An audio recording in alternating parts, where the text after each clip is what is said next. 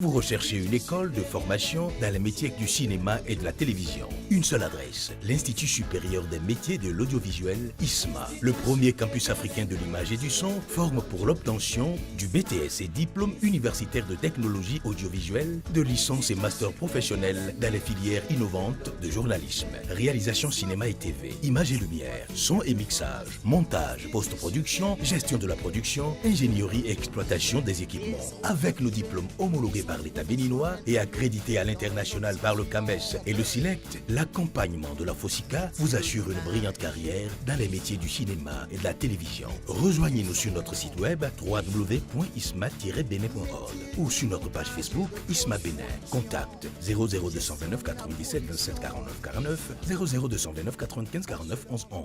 L'audiovisuel, un métier d'avenir.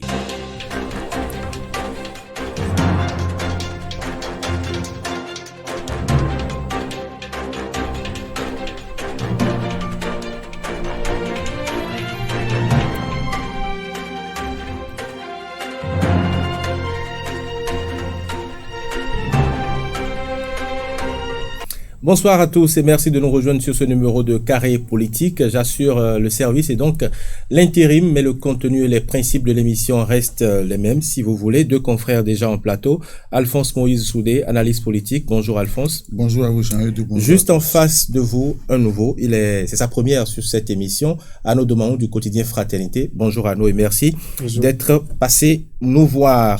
La Criette a statué en matière correctionnelle et par défaut en condamnant Liali Soglo à 10 ans de prison ferme et Séverin Adjovi à 7 ans. Quel avenir politique pour ces deux personnalités? Nous allons ouvrir le débat dans la première partie de cette émission et puis en fin d'émission, je vais recevoir Miguel Hueto. Mais avant, je vais vous demander d'attribuer vos notes juste après ceci.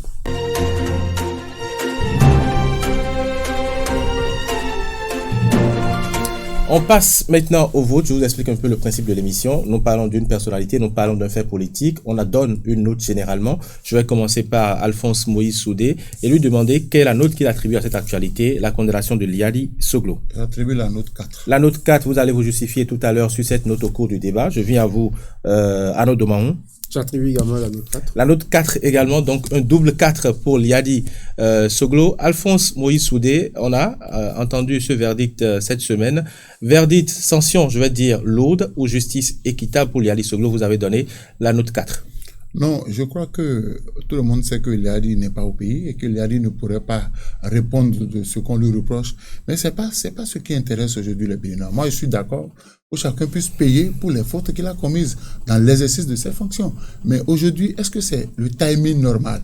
Parce que Liali est parti depuis. Pourquoi la Criette ne s'est pas penchée sur ce dossier-là qu'on attend à 9 mois de l'élection présidentielle pour sortir ce dossier? C'est ça qui me gêne. Je ne suis pas contre que Liali puisse répondre de ses actes parce qu'on a parlé de abus de fonction. Quand vous êtes à un poste de responsabilité et que vous dilapidez les fonds, vous abusez de votre autorité pour peut-être obtenir beaucoup de choses, on doit vous punir. Je suis d'accord qu'on punisse, mais est-ce que c'est le moment idéal? Pourquoi n'a-t-on pas décidé de le faire un peu plus avant et que c'est maintenant? J'estime que cela a des relents politiques. Bon, on vous dira que la justice a son timing et fonctionne comme elle peut. On va ouvrir le débat dans un instant et revenir sur tout cela, mais restons d'abord sur le verdict. Arnaud Domaon, le verdict pour vous, comment vous l'avez apprécié? Oui, je dis que on est resté un peu déçu étant donné que déjà au niveau de la Criette de plus en plus, ce qu'on dénonce c'est que ceux qui ne sont pas au pays ne sont pas en mesure de se faire représenter lorsque Liali Soglo s'est fait représenter par ses avocats. Oui, je suis d'accord. Mais je dis généralement déjà au niveau de la Criette, c'est que ce qu'on reproche habituellement, c'est que ceux qui ne sont pas au pays ne sont pas en mesure de se faire représenter. Pour le cas de Liali, ça a été certainement une exception. Mais je dis toujours est-il que le verdict qui est rendu, on parle d'abus de fonction. Alors que, quand on parle d'abus de fonction, c'est sur la base des décisions rendues au niveau du conseil communal. Oui. Et donc, on a laissé ce à quoi les Béninois s'attendaient beaucoup plus, c'est-à-dire que les faits de corruption, les faits de détournement, on dit désormais que Liali Soglo n'est plus reconnu coupable de ces faits-là, donc n'est plus retenu dans les liens de la justice par rapport à ces faits. Je crois que c'est là, beaucoup plus que les Cotonois et les Béninois s'attendaient à un verdict au niveau de la criette. Et donc, ici, on parle d'abus de confiance, alors que la mise en application... Alors, il faut qu'on précise les choses. Liali Soglo n'est pas à Cotonou, Alphonse Moïse Soudé, mais il est parti volontairement. Depuis 2017 que cette affaire a éclaté, il a pris le chemin de l'exil. Il pouvait effectivement attendre à Cotonou et répondre des faits. Doit-on polémiquer autour de l'absence ou de la présence ou non de Liali Soglo? Non, et si Liali a quitté Cotonou, c'est qu'il ne se sentait plus en sécurité. Il se dit qu'il ne va pas bénéficier d'une justice équitable. Donc, il a préféré aller à l'extérieur. Aujourd'hui, il n'est pas là, on l'a jugé, la sanction est tombée. Donc, je dis, s'il était là, peut-être les choses n'allaient pas évoluer comme ça. Mais nous, ce n'est pas ce qui nous intéresse. Parce qu'on a reproché à Liali Soglo de confondre les caisses de la mairie à sa poche.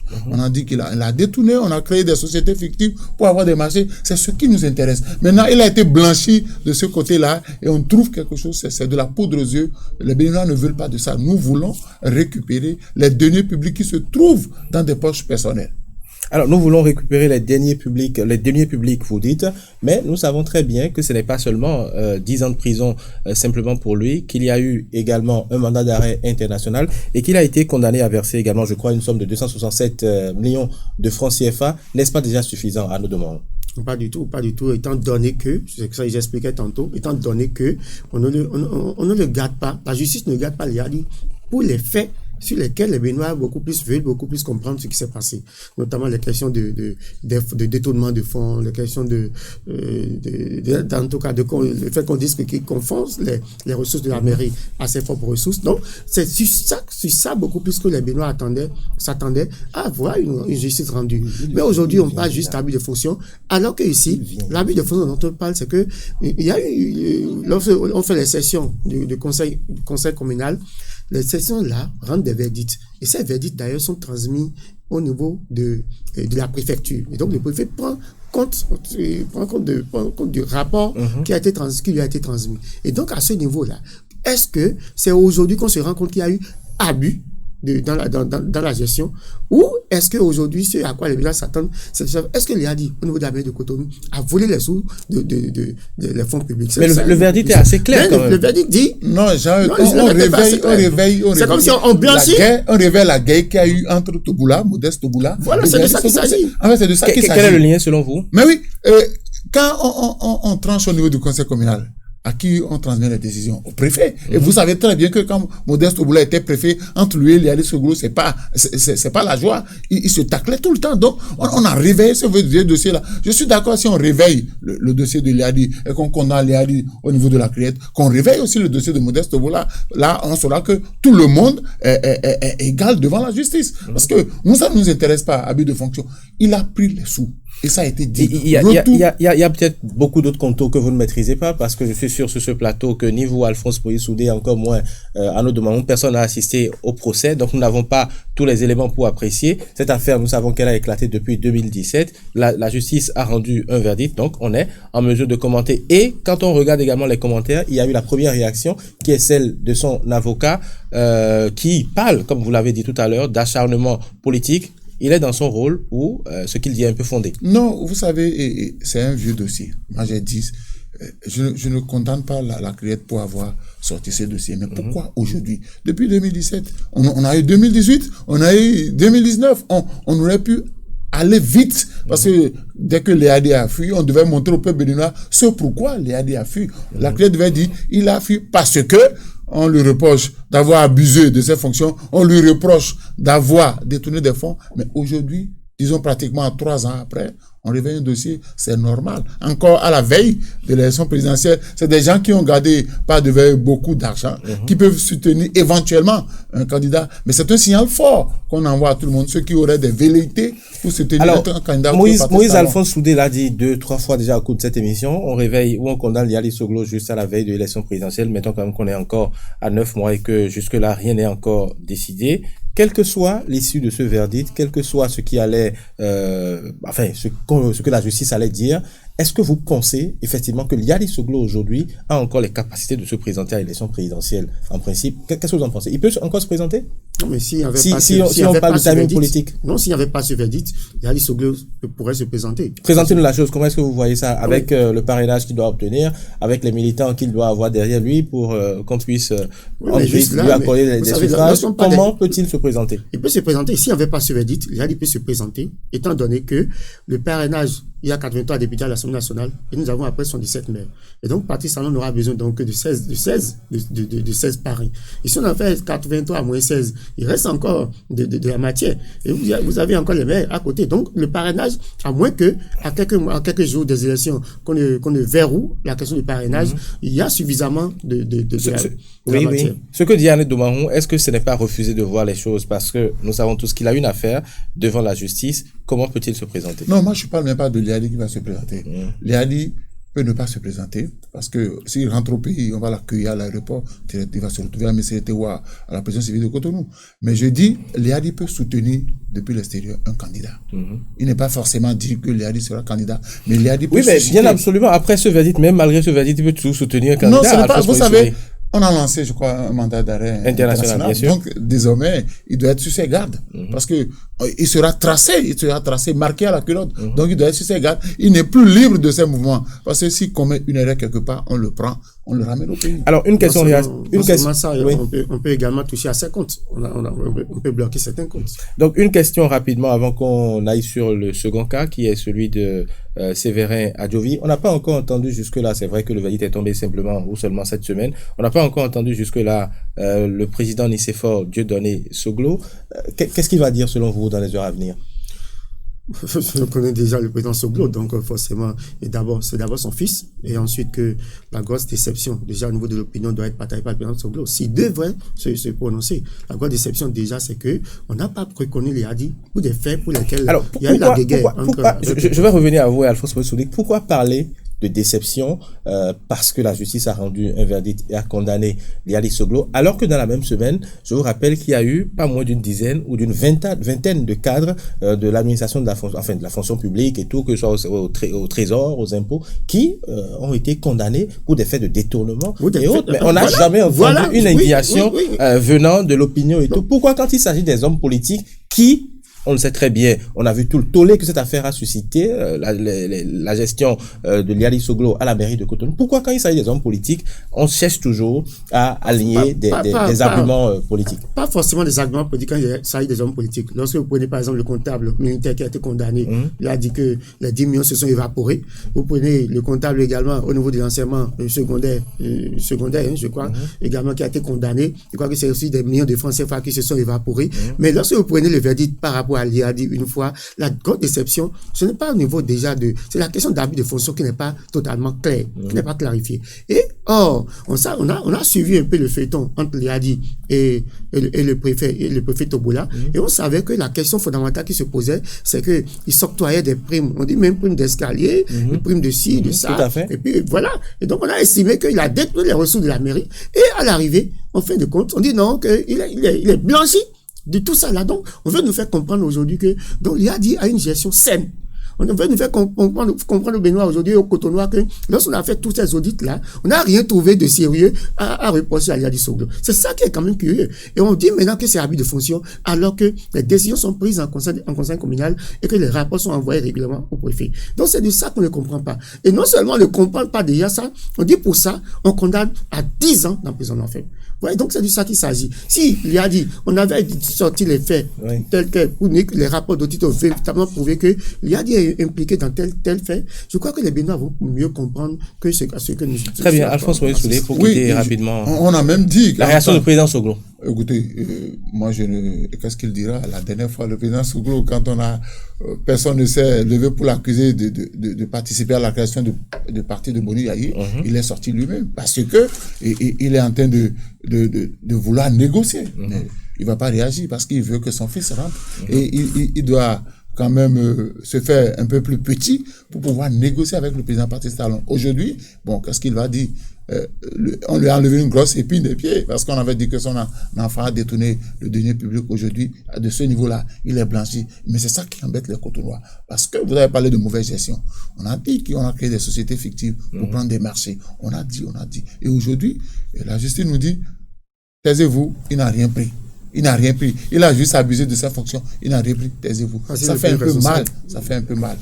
Alors, on parle rapidement de Séverin Adjovi, condamné à 7 ans de prison ferme pour escroquerie. On ne sait pas si Séverin Adjovi non plus est sur le territoire ou s'il est parti entre-temps également en exil. Avez-vous le même sentiment d'injustice, puisque c'est ce que vous avez semblé exposer sur ce plateau par rapport à Liali Soglo? Qu'en est-il du cas de Séverin Adjovi, puisque également, là aussi, on a très tôt fait de dire qu'il s'agit d'une condamnation politique? Non. Le dossier Etisalat, je crois que c'est un vieux dossier que j'avais suivi un peu de près. Bon, moi, je savais pas qu'on allait un jour. Pour moi, c'était que quand on ne parlait plus de ce dossier-là, c'était que c'était une affaire réglée, parce que c'est une affaire qui a vraiment... justement, et c'est là que je vous rejoins, enfin pas que je vous rejoins, que je vous reprends sur le timing que vous avez souligné tout à l'heure par rapport à Liali Soglo. On pensait que c'était une affaire réglée, alors que la justice faisait toujours ses investigations. Mais oui, les investigations, vous savez, il y a des dossiers tout frais. On peut passer devant la criette. Il y a des dossiers tout frais. La façon dont on évoque les dossiers devant la criette, on a comme l'impression que on a fait une sélection. Il y a des dossiers, on a dit, les gens ont pris l'argent de l'eau, on est revenu, on a dit que les gens ont payé des machines agricoles, et des gens sont assis à l'Assemblée, les gens sont aujourd'hui au pouvoir, on ne dit rien. C'est ça. On dit, c'est des dossiers. Vous voulez réveiller les vieux dossiers, nous sommes d'accord, mais réveillez tous les dossiers. Ne faites pas une sélection. Sur Séverin Adjovi, bien entendu, et puis votre réaction d'abord. Et une autre question par rapport à ce que vient de dire Alphonse Moïse Soudé, est-ce qu'il n'est pas un peu trop pressé? Non, il n'est pas un peu trop pressé parce que vous voyez, même quand on dit qu'il y a certains poids du pouvoir qui vont à la prison, vous avez suivi ce feuilleton-là, il y en a qui sont sortis pour bonne conduite.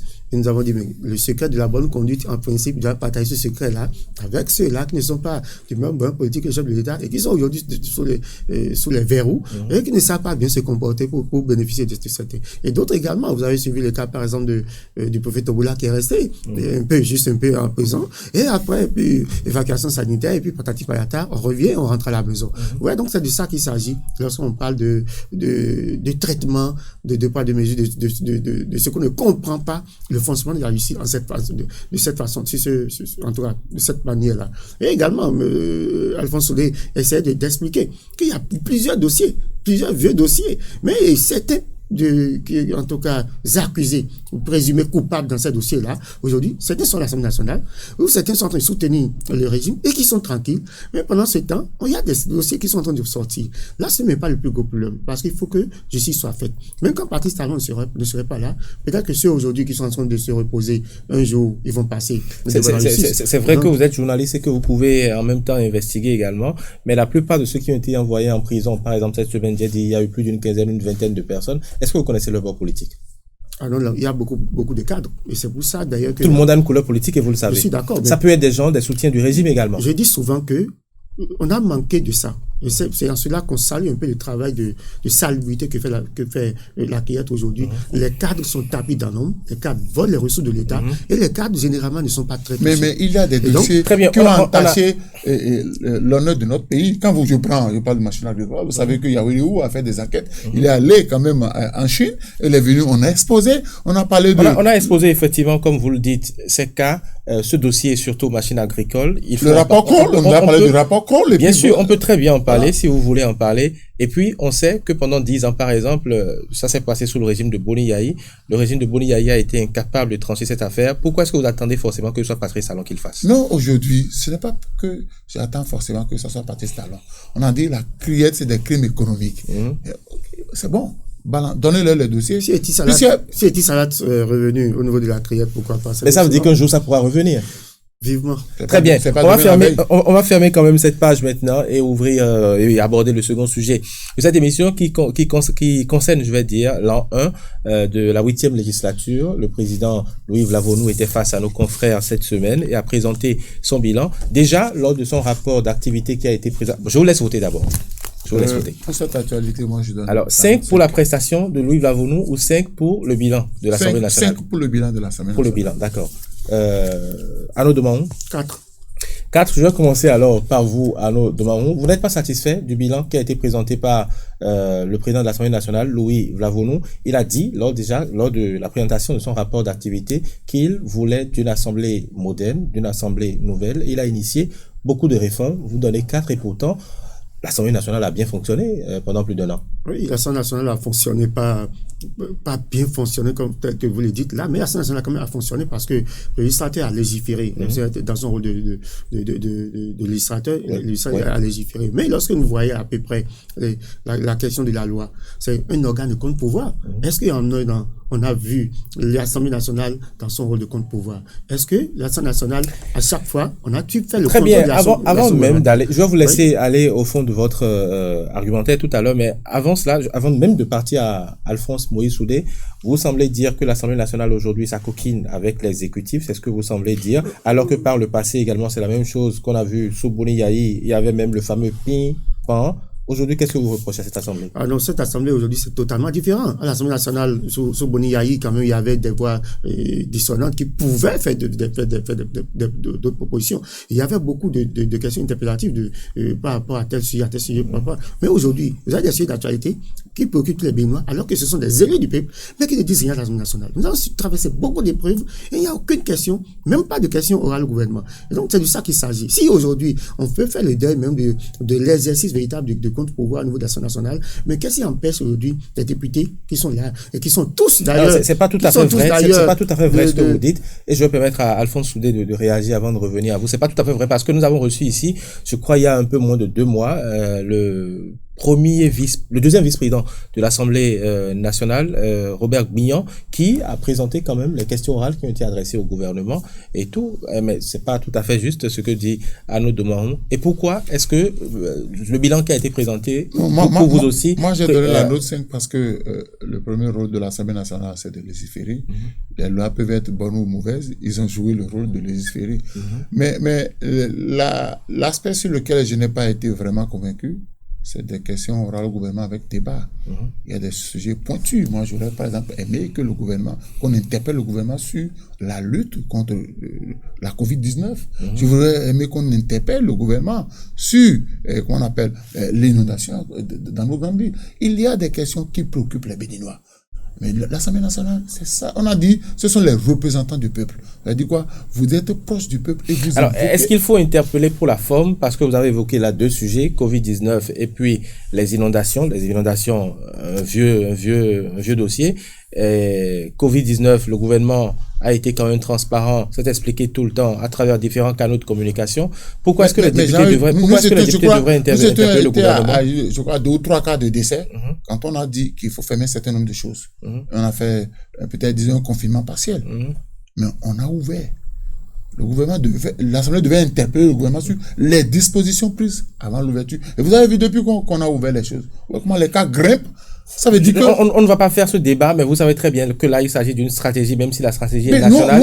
La lutte est d'abord, même si la stratégie est nationale, la lutte est d'abord mondiale et que le Bénin ne fait rien de véritablement nouveau. Si le Bénin a décidé d'autoriser, de lever les mesures, c'est que forcément... Revenons à l'Assemblée nationale. Oui, l'Assemblée nationale, je suis d'accord, ils ont élaboré, même s'il y a des lois qui posent problème, ils ont joué leur rôle. Mais j'aurais aimé qu'on contrôle davantage ce qui se fait au pays. Vous savez très bien que dans la Constitution, on dit que désormais le chef de l'État ira chercher les financements. Il a 90 jours ou plus pour rendre compte à l'Assemblée nationale. Nous voulons savoir, on devrait interpeller le gouvernement sur les prêts qui sont faits. Moi, je veux savoir, on est en train de nous faire les routes. L'Assemblée nationale devrait interpeller le gouvernement pour qu'on nous dise 1 kilomètre de route, ça nous revient à combien? Ça là, voilà des questions qui nous préoccupent.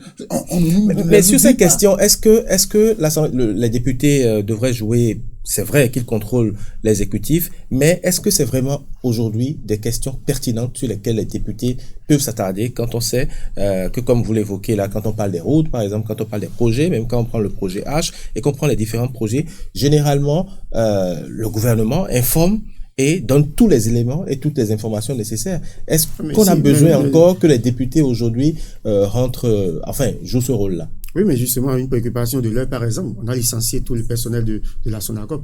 Est-ce que c'est pas une préoccupation d'intérêt national? Les syndicats ne peuvent pas jouer ce rôle-là selon vous? Non, mais pourquoi la loi a prévu que les députés soient des représentants du peuple? Et donc, tout ce qui touche au peuple, donc, doit pouvoir être ressenti. Sur la question de la SONACOP.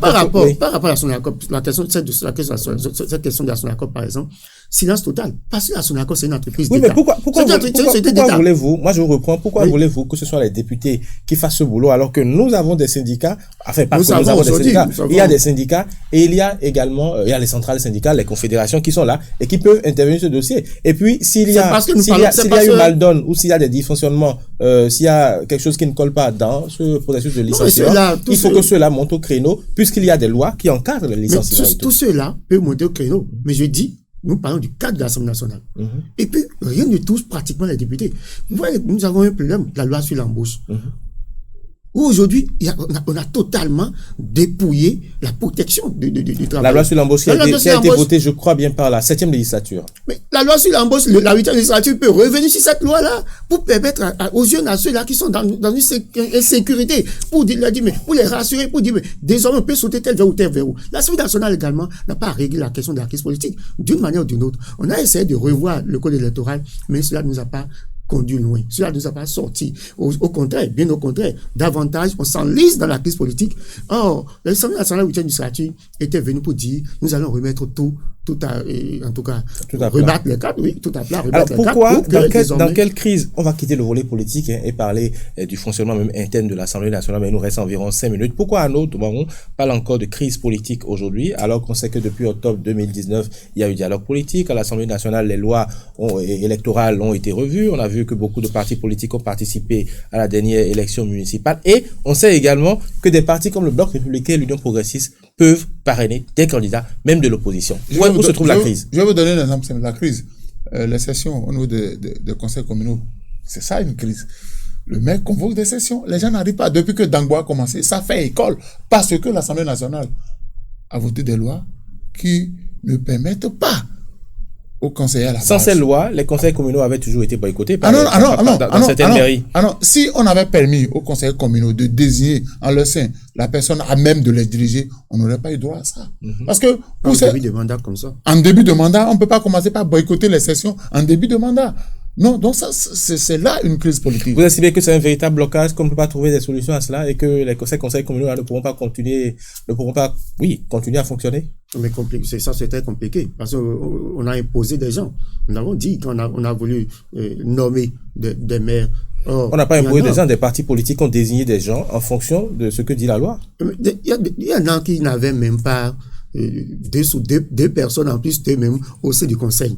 Et c'est ces personnes-là on a désigné parmi les maires, des personnes pareilles. Et aujourd'hui, ils ont du mal quand même à pouvoir faire le consensus, à pouvoir... je prends le cas par exemple de Tofor, où au départ, Viviane Adamazel Sougou n'était pas parti pour être maire de la commune par rapport aux primaires en tout cas qu'on faisait. Mais aujourd'hui, elle a quand même pu avoir le consensus et le conseil communal a démarré les travaux. Mais ailleurs, ça n'a pas marché. Est-ce qu'il faut condamner forcément ce que Arnaud Domahon dit quand on sait et qu'on sait très bien que les partis politiques aujourd'hui sont dans une logique non seulement de renouvellement de la classe politique, mais de mieux gérer également les affaires administratives, et que par exemple à Kalalé, on a vu un maire de 28 ans, alors qu'il y avait toujours peut-être des dinosaures au sein de ce conseil communal qui pouvaient qui pouvaient toujours être maire.